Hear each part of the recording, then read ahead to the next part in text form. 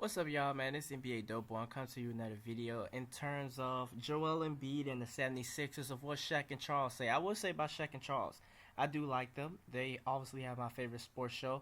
They can see through BS. Sometimes they have their biases, but they tell you how they feel, and also they have a true NBA experience. When I look at Embiid, a wise man once said, a smart dude learn from other people's mistakes. And a regular dude, and I don't want to call them stupid because sometimes we learn from our own mistakes, but a regular dude learns from his own mistakes.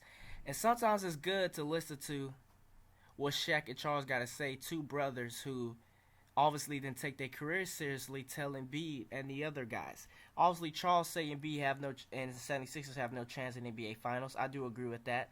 And Shaq just simply doesn't like, obviously, jump shooting centers. He believes that if you big and strong, go to the paint. You know what I'm saying? Because that's what Shaq would have done. And the problem that I have now is that with the media and the society is they tell these kids that have potential that they can inherit greatness. Hey guys, just give him time, he's going to be great. And particularly Ben Simmons and particularly Joel Embiid. You got to go out there and you got to get greatness. You got to become great. You can't just inherit greatness. You know, they say hard work beats talent when talent doesn't work hard. And you might call yourself working hard, but there's always that hard work that doesn't have the talent. So he's always going to work 3 and 4 times as hard as you because he got to make up that talent pool that he doesn't have. So they're going to talk about it. 97 and 92, Joel Embiid had 22 points, 10 rebounds with Jokic is completely overrated. He's another guy. I don't know if he fell into the hype that believe he could inherit greatness. When I look at Jokic, Ben Simmons, and Joel Embiid, these guys just completely fell into the mindset that they can just inherit great. Hey, over time we're gonna become great because that's what the media say. Hey. Charles Barkley had this to say about Embiid during last night's TNT broadcast. Guys don't think conditioning is a real thing. Like seriously. Like I don't know what these guys are doing or what they telling these guys. I heard that they bigger, stronger, faster. But the underrated factors of the old generation was that conditioning is very important. These guys don't think conditioning is important. When I look at Jokic, Embiid, and Ben Simmons. Yes. Like if you can't condition right in your youth, that just tells you what you think. Listen, look, they say who you are is how you take care of your own body. He's the toughest player in the league to match up with, but we don't talk about him the way we talk about Luka, Giannis, Anthony Davis, James Harden. We don't ever say that about him. It's frustrating for me because I picked the Sixers to get to the finals. Well, that's the reason. It's frustrating because exactly what you just said. I think they're underachieving. They probably got a decent record. The thing I don't like about the 76ers, and that last thing that says they ain't got a chance in the finals because they just won't make up the coaching not having the offensive IQ enough to work with or create schemes that playing Ben Simmons and Joel Embiid on the court together. I think they should have went after Budenholzer. And when you look at the Golden State Warriors of Mark Jackson that was fired, it was a blessing in disguise for them. Mark Jackson wasn't fired off Joe Lacob, who's a liberal guy. Obviously, Joe Lacob sold his soul seemingly to this whole liberalism, obviously appeasing the people for money. But Joe Lacob, Mark Jackson was fired because he's a Christian, and obviously I believe he's a pastor or whatever, and he believed, obviously if you're a Christian, you don't believe in anything homosexual, and he was fired because he was in San Francisco, California, and he was gone, and that's why he's being blackballed because the NBA is liberal.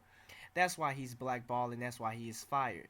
But it proved to be a blessing in disguise, unfortunately, because I don't wish that guys like him gets fired. I believe in equality, and even equality is allowing someone that you disagree with be equal. When you think of the liberals and the hypocrites, they claim equality, but if you disagree with them, they call you names and they want you gone.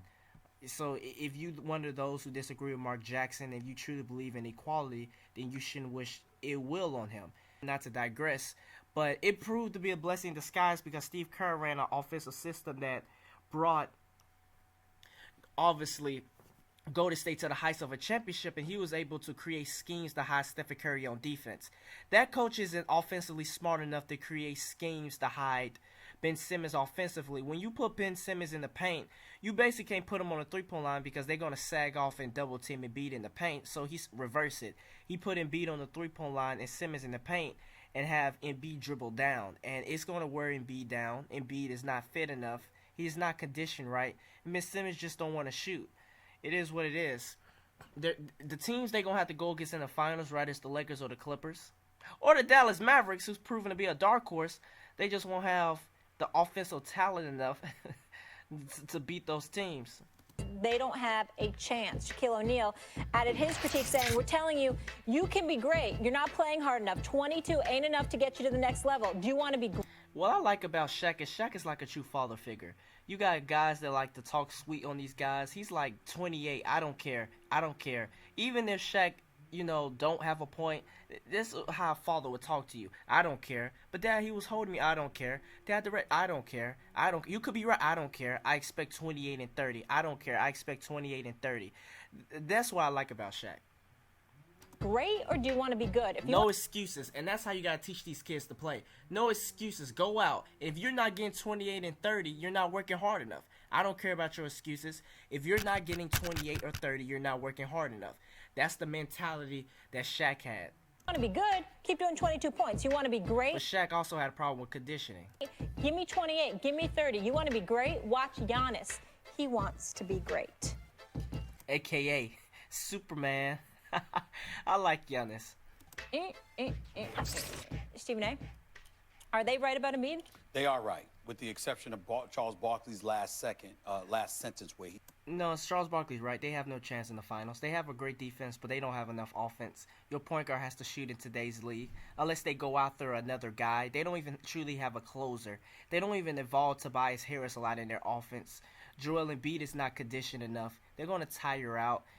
They're going to have low-scoring games, and if their defense is not up to par, and it's going to come down to the last game, and they're not a good execution team with great execution. You get what I'm saying? That's why I believe Charles Barkley. I don't even think they're coming out the East. Milwaukee is going to beat this team. He said. And I won't be surprised if Boston beat this team. They don't have a chance. I don't agree with that, but I agree with everything that they're saying. And I hope that Joel Embiid is watching, because let me tell you something, Max. Particularly with the conversations that I've been fortunate enough to have with them over the 76ers got a great record, but they are a team that beats good teams, but lose against great teams, and those great teams beat them in the playoffs. It's crazy. He's a really, really great guy. He's a classy dude in his own right, off the court, on the court. He'll egg you on a little bit or whatever, but he's a phenomenal player. The issue in question is the want-it factor.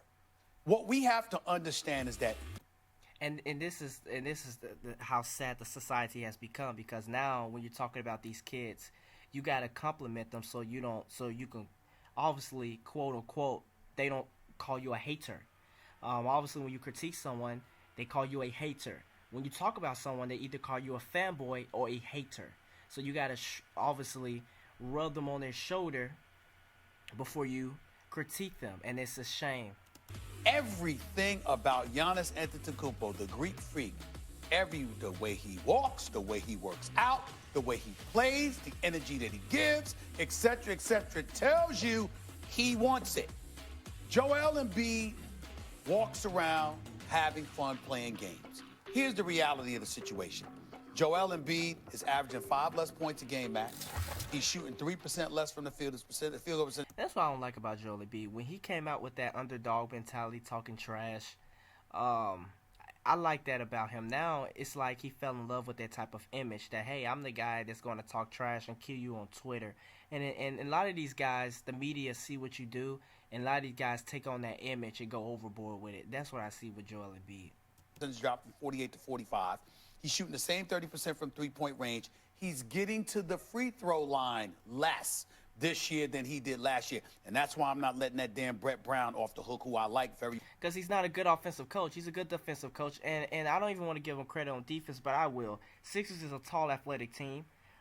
Simply tell them to try hard on defense. They're going to be great defense. But I give it to Brett Brown. He's a developmental coach. I said it before. There are two coaches, championship coach, developmental coach. Brett Brown is a developmental coach. They should have went after the championship coach in Mike Budenholzer. They would have created schemes and went after players that could benefit. To be honest with you, 76ers should have kept that same team they lost to Boston in. They should have kept all them shooters. Right? That's what they should have done, because now I don't think they have enough shooting. But damn it, come on. You got a talent like him. You got to coach this man and make him do some of the things that we're questioning right now.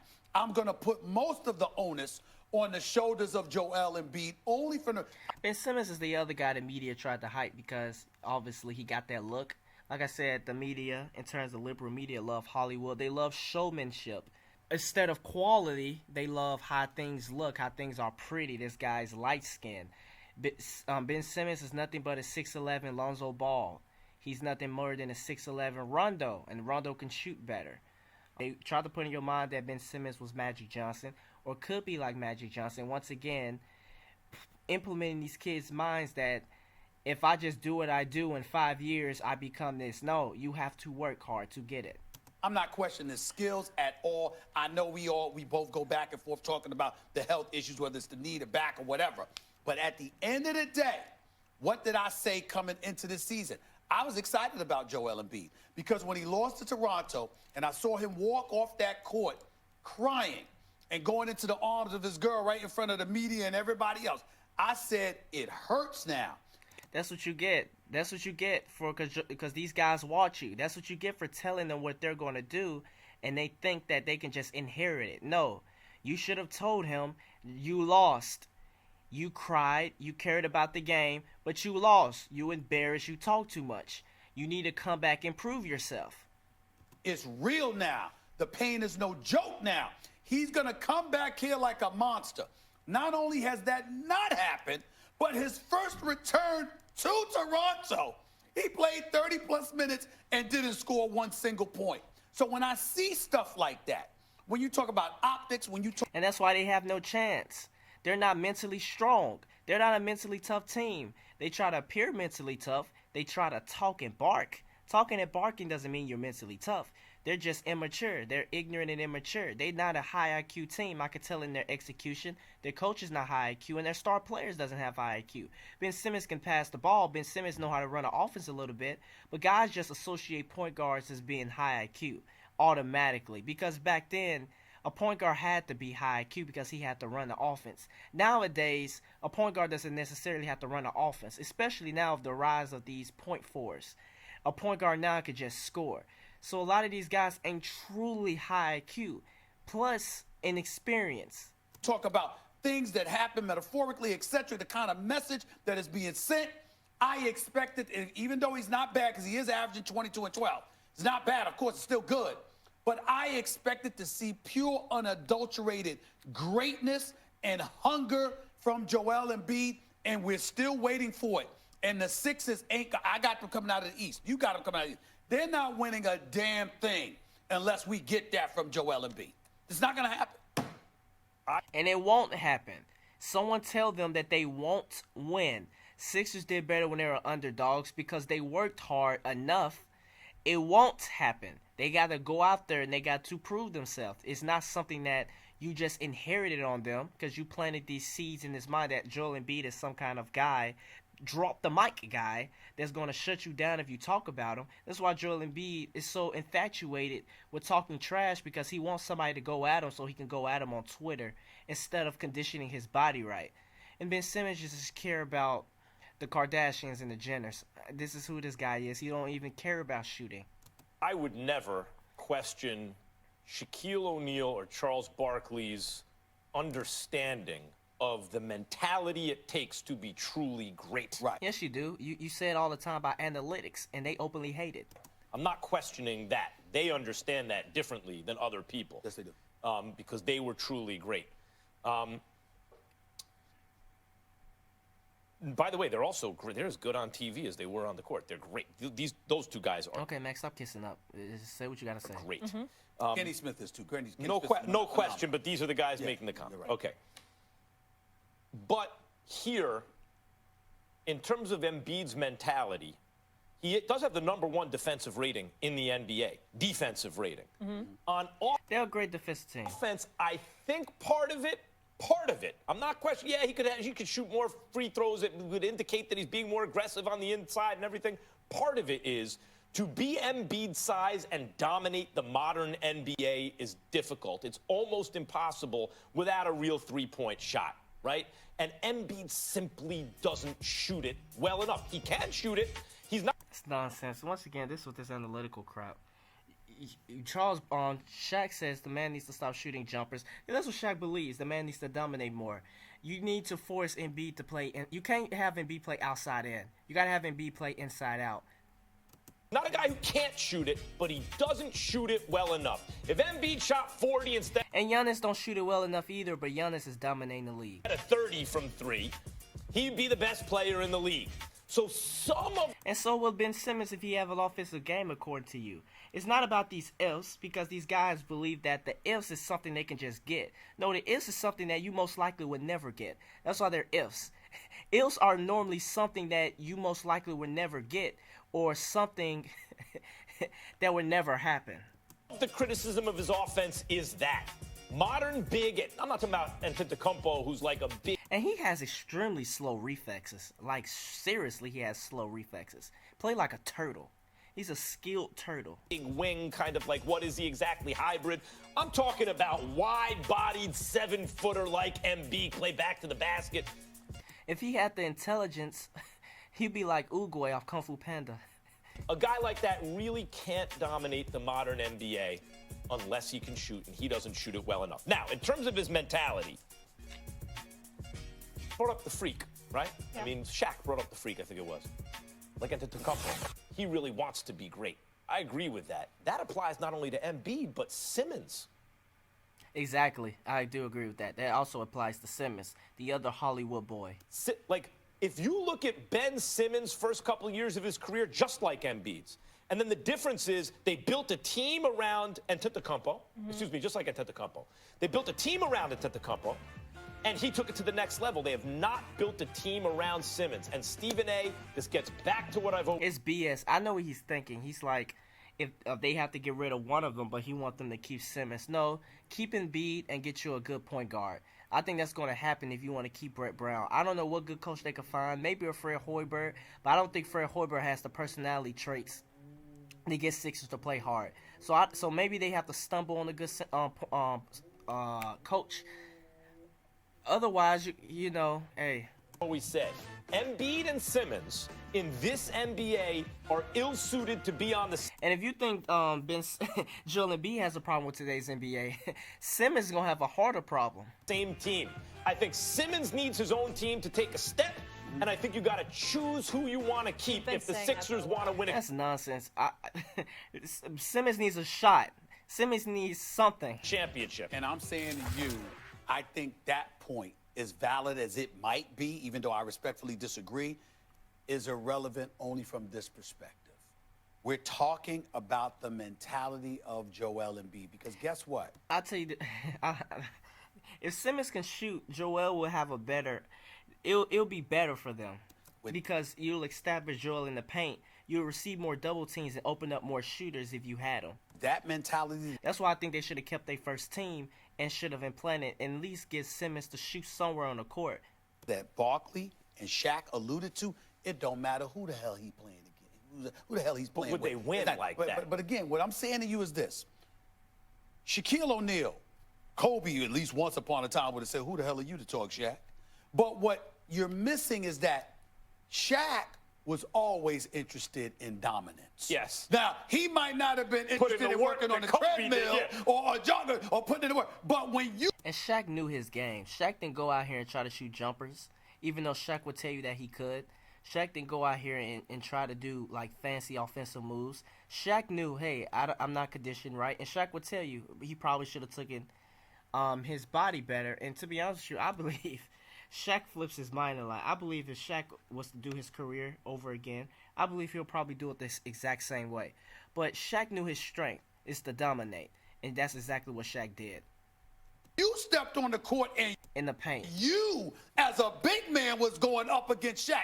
Shaq wanted to snatch your heart out of your chest. Yeah. We all know that Barkley, the cars, the partying, But the thing is, guys held Shaq accountable, and that's what Shaq is saying about these guys. Guys are like, Shaq, you can't be playing too much, Shaq. You got to dominate. And Shaq would tell you, guys held him accountable. I feel like those guys in Philadelphia ain't held them accountable. When you play a guy max contract, you're pretty much saying that you're going to live up to this contract. I thought a contract goes to somebody that has lived up to it, not potential to live up to it, because now you're paying guys on potential. You get what I'm saying? And listen, look, especially when you live poor, been in the hood, if you get $1 million contract and females throwing their bodies at you, you pretty much lose your drive. Or whatever the case may be. When he stepped on the court with you, he was trying to get you. We see that from Joel Embiid with particular opponents. And then other times, he just takes a night off. Whereas with the Greek Freak, with a James Harden, and some of the other great ones, they are trying to annihilate you. And what we're saying... James Harden ain't trying to annihilate nobody, but I do agree with that. James Harden, he knows his game. About Joel Embiid is you have those skills. You're that great of a talent. When we're looking at you... It's a difference between trying to annihilate you, and there's a difference between trying to embarrass you for the sake of their brand. Like when you look at Giannis doesn't care how you think of him or his brand. Giannis would try to dominate you, bully you out the paint. James Harden is a guy that try to enhance his brand. So if that means crossing a guy over and step back in three, that helps his chance to win MVP, then James Harden will exactly do that. I don't see no killer in James Harden. Chris Paul was more of a killer, but Chris Paul was arrogant, and Chris Paul repelled others. So it wasn't a good dynamic personality-wise. Is there anybody that you hate? Is there anybody that you just want to say, other than Hassan Whiteside, because we know what he wanted to do with Hassan Whiteside. Is there anybody out there that you want to go up against and you want to make it difficult? I mean, Karl Anthony Towns, we saw him go at it. All right, we got that. He went at Towns. Because Towns is an easy target. Everybody goes at Towns. Towns is low-hanging fruit. But Towns can ball now. Yes, but what I'm saying to you is there anybody that you hate? Is there something inside of you that just goes like this? You know what? I went through a lot to get here. I got an attitude with all of y'all. Let me get on a seek and destroy mission. That is what Shaq and Barkley are talking about, and they are right about let me that. Just say another they are thing. right about I that. I agree with that. Let me say another thing about Antetokounmpo. Joel Embiid is not the reason why Ben Simmons is not. You saying that Joel Embiid is holding Ben Simmons back? That is not the case. He's a lot like Simmons. A lot like Simmons. Yes. But the reason Simmons is I know what you're saying, like Joel Embiid, but Joel Embiid is underperforming, and sometimes they're giving him plays and it's holding a lot of people back. That's because of Ben Simmons. I think Joel Embiid is just collateral damage. I think a lot of Joel Embiid problems is his conditioning. I think it lies on Ben Simmons. Now, if you got to separate those guys and put Ben Simmons on a team that can use him with great pieces, I think it'd be great for Ben Simmons, especially a team that can push the break, make you play at a fast pace. I think that'd be great for Ben Simmons. But Brett Brown is not that type of coach. Worked on his shot. Because right. he couldn't shoot at all. Simmons still can't shoot. Antetokounmpo can. That's right. Right? And all the reporting right. around him is, and no one works harder Well, you say than that, this dude. but the Greek Freak also gained 57 pounds of muscle. That's since right. he came So into the league. He worked. Because he knows what conditioning means. A lot of these guys, I can't stress this hard enough. They need to teach this to AAU too. Conditioning is a lot. Conditioning is a lot, especially in the NBA. Why do you think LeBron is so dominant even in his old age? Conditioning means a lot. Lifting and putting on the shot. Now, in terms of everything you're talking about with Embiid's mentality as a big, the Freak also has that. And so the Sixers have two guys, each of whom you say he might one day be the best in the NBA, but in fact the best in the NBA. I would never think that about Ben Simmons because Ben Simmons will never have offensive game to make me think that about him. At least in the regular season, is in Milwaukee because he's doing everything you're asking those guys to do. That's fair, but my retort to that would be, can we really judge who the Sixers can be? If you've got a question and I got a question. It's not can be, it's who they are. And they have to show who they truly are. If you become great, what you are is a hard worker. Not what you can be, not what you can inherit, is who you are. and that's what they need to learn. They are immature. They're not a great executing team, and they do not have a chance in the finals. And I don't think they're going to beat Milwaukee Bucks because they're not a great executing team, as I just said. Ben Simmons and Joel Embiid are immature. Joel Embiid has a conditioning problem. Their coach is not a great IQ in terms of offensive end. That's who they are. They just lack the true intangibles of basketball in terms of hard work and conditioning. They're just a bunch of talented kids. They're a bunch of spoiled brat talented kids. About not this summer, but the previous summer when Ben Simmons didn't necessarily work on the shot the way that he was supposed to, or Joel Embiid, the killer instinct that we're talking about on a consistent basis, because we've seen him have the killer instincts against certain opponents. But what I'm saying to you is that if we have questions about those guys in terms of their want-if, and I see the want-if factor from Ben Simmons on the defensive end every night. Ben Simmons came to the league a great defender. He's quick and he's tall, but the offensive end is what's hurting that team in terms of him. He's holding that team back. Embiid too.